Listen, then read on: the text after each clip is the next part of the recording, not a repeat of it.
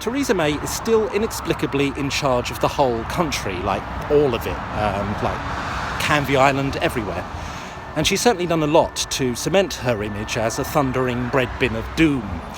But in a historical context, just how awful is she? In this series, I compare her to other prime ministerial shamble merchants to determine just how awful she really is, continuing today with John Major. Despite a record-breaking election victory in 1992 that turned Neil Kinnock into a gibbering, inconsequential sandwich, John Major was not blessed with a honeymoon period. In September of the same year, the UK was forced to withdraw the pound sterling from the exchange rate mechanism on a day that would soon to become known as a bunch of catastrophic arseholes flush £3 billion down the toilet day.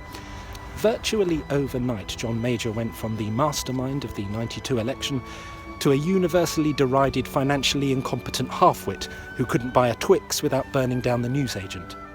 However, despite being the face of a decaying party populated by blaggers, daggers and illicit shaggers, John Major did work tirelessly towards lasting peace in Northern Ireland, paving the way for the Good Friday Agreement, which has established for him a more favourable legacy than he might otherwise have received.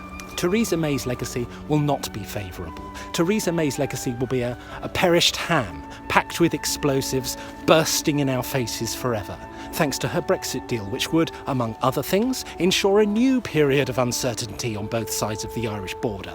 Although let's not forget the fact that she's persevering with delivering on a referendum result that is drowning in allegations of illegal campaign funding, Russian-backed social media manipulation and far-right shit-stirring.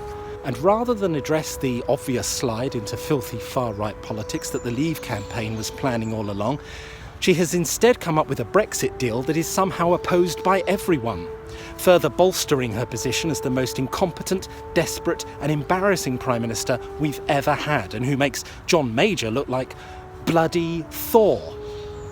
And because everyone thinks that her Brexit solution is just a vase of potty thought burps, we're now marching hopelessly towards a no-deal Brexit Britain, with Theresa May at the helm, which is like putting a wasp in charge of a wedding. In a normal, sane world, Theresa May would not be leading us into this kind of terrifying hellscape. She wouldn't even be left in charge of separating plastics from paper on recycling day. But here we are. Still. Join me next time where I'll be comparing another awful Prime Minister to Theresa May.